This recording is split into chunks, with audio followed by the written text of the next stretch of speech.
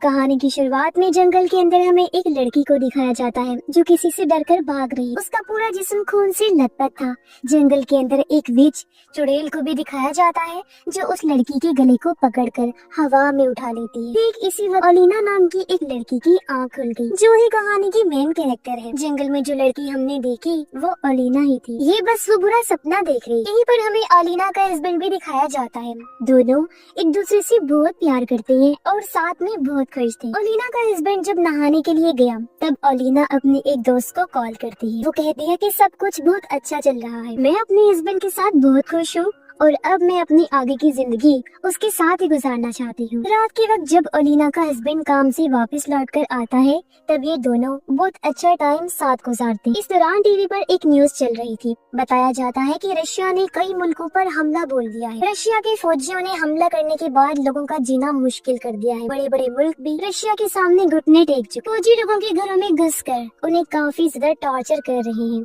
जुल्म करते हैं, मारते पीटते हैं। ओलिना का हस्बैंड जहाँ रहता था वहाँ पर भी रशियन फौजी आ चुके, इसीलिए वो अपनी वाइफ को चुपके से लेकर यहाँ से कहीं दूर जा रहा था। ये लोग सीधे रास्ते नहीं जाते बल्कि जंगल वाले रास्ते से जाने का फैसला करते हैं क्योंकि वो वाला रास्ता शॉर्टकट था। लेकिन उन्हें नहीं पता था कि जंगल में जाने के बाद उनका सामना रूसी फौजियों से हो जाएगा। ये रूसी फौजी जंगल में डेरा डाल के बैठे हुए थे। रूसी फौजियों का जो लीडर था रोबर्टो, वो इनकी कार को रोक देता है। उसके जो लोग थे वो ओलिना के साथ बदतमीजी करने लगते हैं। फौजी अपने लीडर रोबर्टो से कहते हैं कि इनकी गाड़ी काफी अच्छी है, अगर इनकी गाड़ी हमें मिल जाए तो गांव में जाकर सामान लाने में आसानी हो जाएगी, हम इन्हें मारकर फेंक देते हैं और वैसे भी ये तो चलता ही रहता है, हमारे लिए कौन सी बड़ी बात है। रोबर्टो भी उनकी बात मान लेता है, जिसके बाद कुछ फौजी जाकर ओलिना के हस्बैंड को गन दिखाते हैं और कार से उतरने का कहते हैं। लेकिन उसी वक्त ओलिना का हस्बैंड उन पर हमला कर देता है। गाड़ी से सबको ठोकता हुआ वो आगे बढ़ता गया और यहाँ से भागने लगता है। इस बीच सभी रूसी फौजी उनकी गाड़ी पर लगातार फायरिंग करते हैं और वो लोग बड़ी मुश्किल से यहाँ से निकल पाते हैं। उनका एक फौजी जो गाड़ी के सामने आ गया था वो गाड़ी से कुचलकर मारा जाता है। रात हो जाने की वजह से वो लोग आगे नहीं जाते और ओलिना अपनी दोस्त के घर आ जाती है। यहाँ आने के बाद ओलिना को पता चलता है कि उसके हस्बैंड को गोली लगी है, जिस वजह से वो काफी ज्यादा जख्मी हालत में था, इसीलिए वो नीचे गिर जाता है।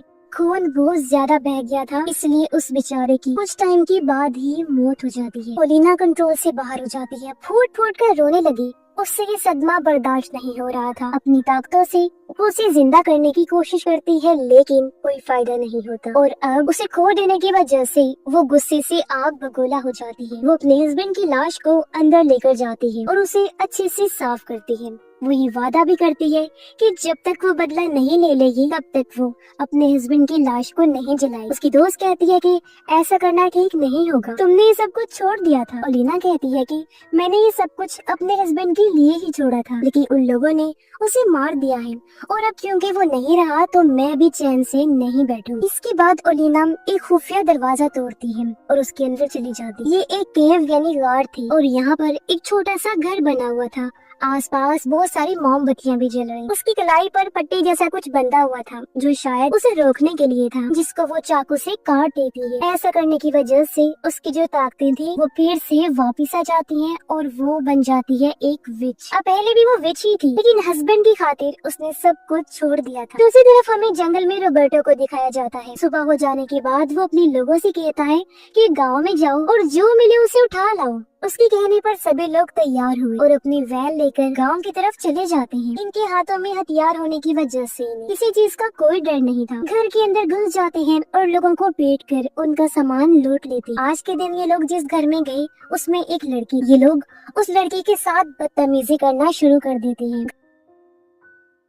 घर का सामान लूटने के बाद उस बेचारी के साथ बहुत गलत करते हैं और वो बहुत रोती है। बाहर कुछ रूसी फौजी बैठे हुए थे अपने साथियों के आने का इंतजार कर रहे। तभी यहाँ पर साइकिल लेकर एक औरत आ जो इन फौजियों के बारे में उल्टा सीधा बोलने लगती है, जिसकी वजह से ही एक फौजी गुस्से में आकर औरत के सर पर गोली मारता है और उस बेचारे की भी मौके पर ही मौत हो जाती है। इसके बाद ये सभी फौजी सारे घरों में से सामान लूटने के बाद जंगल में वापस आ जाते हैं। ये लोग अपने साथ उस लड़की को भी लेकर आए सिर्फ इसलिए कि जब चाहे उस बेचारी के साथ गलत करे। इसके बाद सीन बदलता है और हमें ओलिना को दिखाया जाता है। वो बाहर उनकी गाड़ी के पास जाकर गाड़ी पर लगे खून के सैंपल को ले लेती है। ये खून उस फौजी का था जो गाड़ी के सामने आया था। अब एक की तो कुचलने की वजह से मौत हुई थी और दूसरा ये वाला फौजी जिंदा था। ओलिना उस खून को लेने के बाद उस पर एक रिचुअल जादू करती है, जिसकी वजह से उस फौजी की हालत खराब होना शुरू हो जाती है। उसके मुंह से इंसानी लंबे से बाल बाहर निकलते हैं, जिससे सब और वो खुद काफी घबरा जाती है। उसके मुंह से एक खत भी बाहर निकलता है जिस पर लिखा हुआ था कि जंगल तुम्हारा कब्रिस्तान बनेगा। इसके कुछ ही टाइम बाद फौजी के पूरे जिस्म से खून निकलने लगता है, आँख, नाक, मुंह, कान सबसे, जिससे उसकी हालत इतनी ज्यादा खराब हो जाती है कि उसकी वहीं पर मौत हो जाती है। बाकी फौजी उसे ले जाकर जमीन में गाड़ देते हैं, लेकिन इस हादसे से ये लोग काफी डर जाते हैं। इसी वजह से जिस लड़की को बंदी बनाकर ये लोग अपने साथ ले गए थे, उस लड़की को वापस लाकर ये लोग जंगल में छोड़ देते हैं, क्योंकि फौजियों को लगा कि ऐसा करने से सब कुछ ठीक हो जाएगा। वो लड़की उठी और जैसे तैसे करके घर की तरफ जाने लगती है। उसी वक्त सामने एक कार आकर रुकती है। इस कार में कोई और नहीं बल्कि ओलिना। वो लड़की से कहती है कि अगर बदला लेना चाहती हो तो मेरे साथ मिल जाओ। जिसके बाद हमें जंगल में एक फौजी को दिखाया जाता है जो कि टॉयलेट कर रहा था, लेकिन कुछ वक्त के बाद उसे एहसास हुआ कि मेरे जिस्म से खून निकल रहा है, जिससे वो बेहद घबरा गया। अब जाहिर है इसके पीछे भी ओलिना का हाथ था। अब इन्हीं में से एक सोल्जर अपनी फैमिली के पास जाना चाहता था। वो फैमिली की तस्वीर को देखकर उन्हें बहुत याद कर रहा होता है, लेकिन उसकी मजबूरी थी, वो अपनी टीम को छोड़कर नहीं जा सकता था। अब थोड़ा टाइम गुजरने के बाद जब वो फौजी सो गया तो ओलिना उसे मारने के लिए उसके बहुत करीब आ जाती है, लेकिन इससे पहले वो उसे मारती, वो उसकी फैमिली की तस्वीर को देखने और सिर्फ तस्वीर को भी लेकर यहाँ से चली जाती। वो फिर दूसरे किसी फौजी को अपना शिकार बनाने के लिए आगे बढ़ी और जैसे एक फौजी देखा उसे मारने के लिए वो उसके सामने बहुत सारे पैसे फेंक देती। वो फौजी पैसे में इतना अंधा हो जाता है कि वो ओलिना का पीछा करने लगता है। अब अगले दिन सुबह पता चलता है कि ओलिना ने उस फौजी के साथ किया। दरअसल ओलिना ने उस फौजी को ले जाकर एक पेड़ से बांध दिया था। उसका बहुत बुरा हाल था, खून निकल रहा था और जिस्म पर कपड़े नहीं थे, ठंड से वो कांप रहा होता है। ओलिना ने उस फौजी के ऊपर भी रिचुअल किया और सभी फौजियों के सामने उनके ही आदमी को जान से मार देती है, वो भी बॉम्ब की तरह फाड़कर, जिससे उसके जिस्म के टुकड़े टुकड़े हो जाते हैं। अब इतना सब हो जाने के बाद भी रोबर्टो अपने लोगों से कहता है कि ये सब कुछ हमारे दुश्मनों की चाल है, उन्होंने यहाँ पर बॉम्ब्स भी बिछाए हुए हैं और हमारे इतने सारे लोगों को भी उन्होंने ही मारा। दूसरी तरफ ओलिना उस सोल्जर की फैमिली पर भी रिचुअल कर रही थी। उसकी दोस्त आकर कहती है कि मुझे पता है तुम्हें बहुत तकलीफ है, लेकिन तुम बेकसूर लोगों को मारकर बहुत गलत कर रही हो। मैं बस इतना कहना चाहती हूँ कि तुम बेकसूर लोगों को मत मारो, भले ही अपना बदला लो। लेकिन ओलिना उसकी बात नहीं सुनी। जैसे ही सोल्जर की फैमिली पर किया गया रिचुअल पूरा हुआ, उसकी फैमिली खत्म होना शुरू हो जाती। सोल्जर की फैमिली की लाशों की एक तस्वीर उसके पास आ गई। तस्वीर देखकर वो अपनी बीवी को कॉल भी कर रहा था, इस उम्मीद में कि शायद वो जिंदा हो, लेकिन वो भी कॉल नहीं उठा। वो सोल्जर जाकर ये सारी बात अपने लीडर को बताता है। रोबर्टो से कहता है कि मैं अपनी फैमिली के पास जाना चाहता हूँ, लेकिन रोबर्टो साफ साफ इनकार कर देता है। वो कहता है कि तुम नहीं जा सकते, हमें जंग लड़नी है। और अब कुछ देर बाद उस सोल्जर के पास और भी ढेर सारी तस्वीरें आने लगती है जो उसकी बीवी और बच्चों की थी। उन्हें देखकर सोल्जर बहुत डर जाता है और दुखी होकर रोने लगा। यहाँ से भाग निकलने का फैसला करता है। वो जाकर वैन में बैठा और उसे लेकर यहाँ से निकलने लगता है, लेकिन तभी उस सोल्जर के सामने ओलिना आ जाती है जो उसे डराने लगी। डर की वजह से वो बेचारा कांपने लगा और बिना सोचे वैन को लेकर काफी स्पीड से पीछे की तरफ जाने लगता है। उसकी इस गलती की वजह से कुछ सोल्जर्स कुचल कर मारे जाते हैं, जिस वजह से बाकी के सोल्जर्स को इतना गुस्सा आया कि वो लोग उसे बांध कर बहुत पीटते। जो सोल्जर्स मारे गए उनकी लाशों को ये लोग दफना देते, लेकिन उसी वक्त अचानक से इनके चारों तरफ बॉम्ब फटना शुरू हो जाता। जाहिर है ये काम भी ओलिना का ही था, लेकिन बॉम्ब को फटते देख सभी सोल्जर्स अलग अलग हो जाते। इस बीच एक सोल्जर को उस औरत की साइकिल दिखाई देती है जिसे उसने गोली से मारा था। ठीक इसी वक्त उसके पीछे उस औरत की आत्मा भी आ जाती है जो बहुत डरावनी लग रही थी। उसे देख सोल्जर काफी डर गया और वहाँ से भागने लगता है, लेकिन हड़बड़ी में वो नीचे गिर जाता है। तभी उसके पास उसका लीडर आया, जो उसके साथ बहुत अजीब बर्ताव करने लगता है। लेकिन पता चला कि वो उसका लीडर नहीं था, बल्कि वही औरत थी जिसको उसने गोली से मारा था।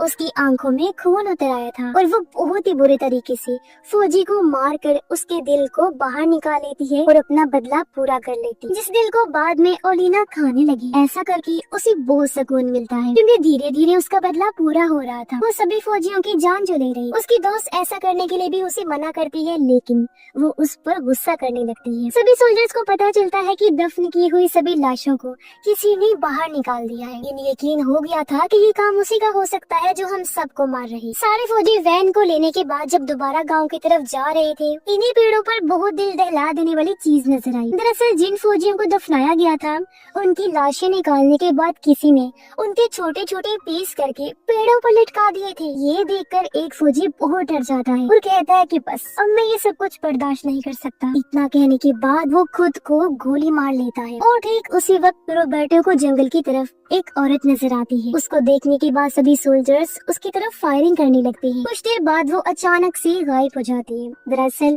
वो और कोई नहीं बल्कि ओलिना थी, लेकिन वो खुद को बचा नहीं पाई। बहुत सारी गोलियां लगने की वजह से वो काफी जख्मी हो गई थी। उसकी दोस्त ओलिना की मदद करते हुए उसके जिस्म से सारी गोलियों को बाहर निकालती। सोल्जर्स को जंगल में उस जगह खून नजर आता है, जो देखने के बाद वो लोग समझ जाते कि वो जो कोई भी था वो अब जख्मी हो चुका है। खून का पीछा करते करते ये लोग ओलिना की दोस्त के घर के पास आ जाते। दो सोल्जर्स अंदर चले गए, जबकि दो सोल्जर्स बाहर ही खड़े हुए। अब ओलिना बाहर वाले दोनों पर भी जादू करती है, जिससे दोनों आपस में लड़ने लगते हैं और बात इतनी ज्यादा बढ़ जाती है कि एक दूसरे को जान से मारने पर उतर आते हैं। मौका मिलते ही एक सोल्जर दूसरे को गन से शूट करके उसकी जान ले लेता है। जो दो फौजी अंदर गए थे उनमें से एक रोबर्टो था। अंदर आने के बाद जब ये दोनों खुद को शीशे में देखते हैं तो इनकी हालत बहुत खराब लग रही। एक सोल्जर का चेहरा तो पूरी तरह से जल चुका था। रोबर्टो उससे डरता है, जिस वजह से वो उसे जान से मार देता है। ऐसा करने के बाद वो छुप गया और जब ओलिना आती है तो वो पीछे से उसके ऊपर हमला कर देता है। फिर वो ओलिना को नीचे गिराता है और उसके साथ गलत करने लगा। लेकिन वो ओलिना नहीं थी,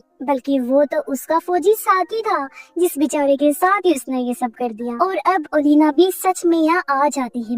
रोबर्टो पर हमला करने के बाद वो दूसरे फौजी पर भी हमला करके उसकी जान ले ली। इसी वक्त यहाँ पर उसकी दोस्त आकर जानकारी देती है कि मैंने चेक किया था, तुम माँ बनने वाली हो। इसी वजह से गोली लगने के बाद भी तुम ठीक हो गई। तुम्हें अपने बच्चे को बचाना होगा। तभी रोबर्टो पीछे से उसकी दोस्त पर हमला करके उसे पकड़ लेता है और उस पर गन तान देता है, जिससे ओलिना का अब इतना दिमाग खराब हो गया कि इस बार वो उस पर इतना खतरनाक हमला करती है कि उसे जान से मार डालती। अब ये जानकर कि वो माँ बनने वाली है, वो काफी खुश होती और अब वो एक नई जिंदगी की शुरुआत करना चाहती। इसी वजह से वो यहाँ से कहीं दूर चली जाती है और अपने बच्चे को पैदा करती है और अपने आगे की जिंदगी अपने बच्चे के साथ हंसी खुशी गुजारती है। और एक बार फिर वो विच और जादू वाला काम छोड़ चुकी थी। अपने बच्चे की खातिर इस काम को फिर से ना करने का खुद से वादा भी करती है। और इसी के साथ ये फिल्म इधर ही खत्म हो जाती है।